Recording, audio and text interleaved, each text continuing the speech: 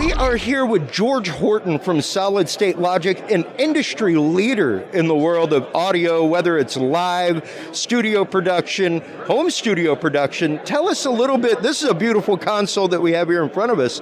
Tell us a little bit about it and some of the new technology coming out from Solid State Logic. Well, I can't tell you everything new, otherwise I'll have to kill you, obviously. But well, sure. I'll tell you the things I can tell you. Thank you for being here. Nice Absolutely. To see you. So this here is our broadcast console, System T. System T is a suite of products. The key to them is they're network-based. So everything is IP. Everything is an IP link that ties everything together, which in our last year or so has come in super handy because of remote production. Yep. We can distribute elements of control and audio across wide areas. So it's been a huge bonus. So we are a true network device as opposed to something that has a gateway into a network. Yeah. It's very scalable. We just announced a new engine last week called the TE1 or the TE2. So very scalable in terms of how much processing the engine provides.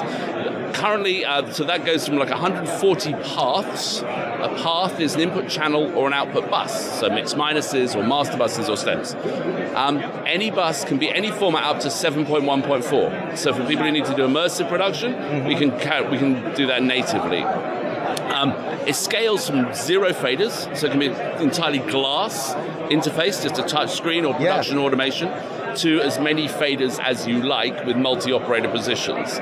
It doesn't matter, it's the same software, that's purely a function of the workflow and also the budgets and the footprint available and things like that. So the software for the smallest to the largest is exactly the same, but you scale the amount of processing, the amount of I/O, and then the control surfaces and things. Well, yeah, and I mean, especially since it's a true network device, the fact that you could have numerous of these in one location running different, like for example, the Olympics, having audio from different places coming into each unit and their workstation being pushed to them. Yeah. I mean, the largest facility we have currently has 8,000 I/O with four or five control rooms.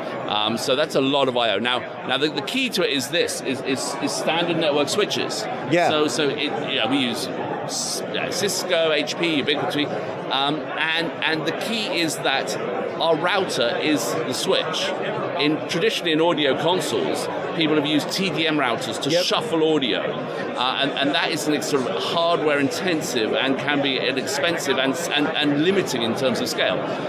One of these switches, that's a 10-port Cisco switch, that's capable of 512 channels of audio per port, 10 ports, that's 5,000 by 5,000 router, and it costs a couple $100, you know? Yeah. And so bigger switches, more bandwidth, you can do vast numbers.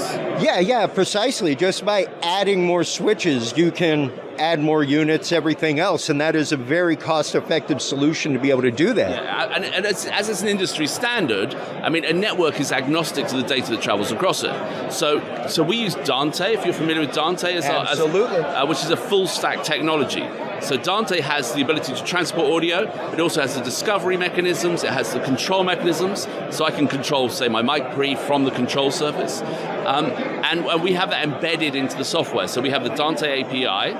And we can then do all of our routing and everything from the console. So an operator goes, I want a microphone on a channel, and it makes the route for them across that network. And it's saved and it's stored. So if you go back again, you want to load the morning news or the 5 o'clock show or whatever, it will rebuild the whole network for you. You don't need to go into an ornate controller and rebuild those elements. So for an operator, it's very user-friendly.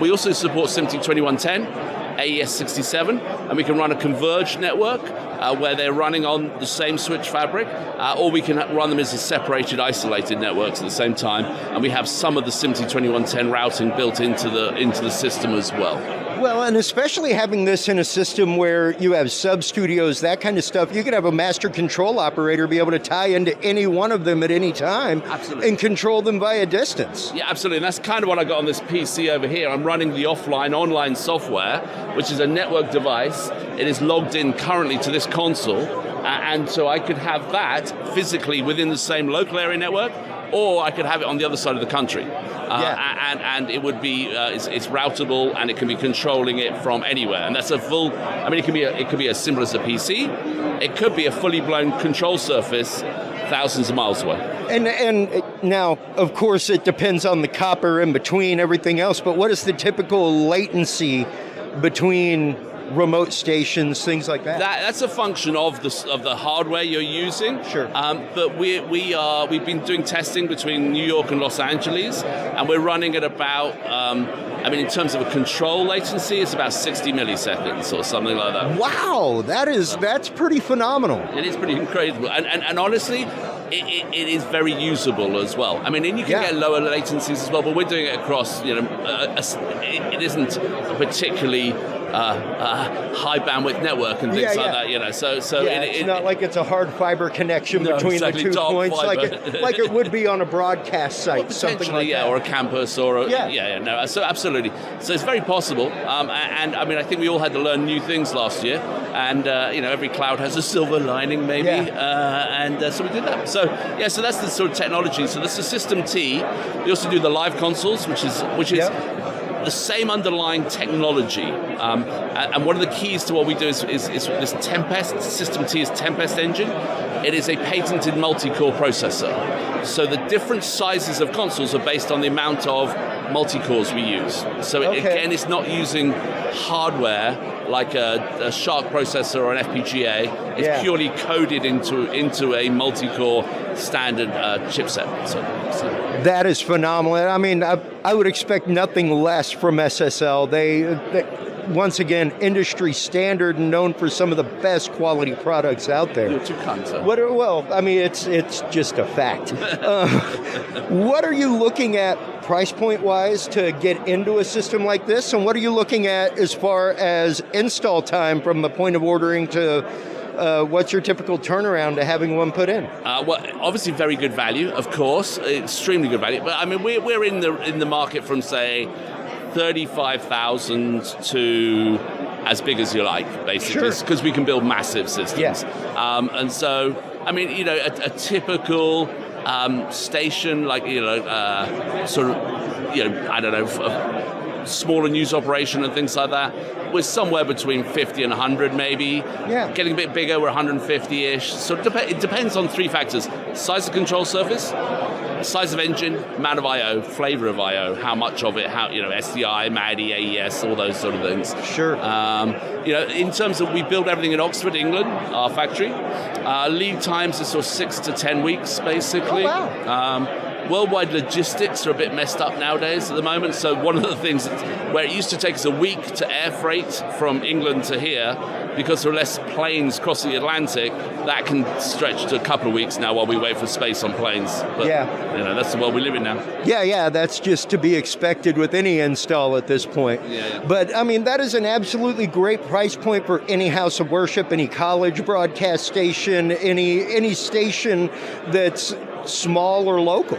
Yeah, absolutely, because it does scale, and particularly if people can use Dante, because the system as standard comes with 512 Dante channels. Wow. So if you have an existing Dante network, you can just plug it in and it works.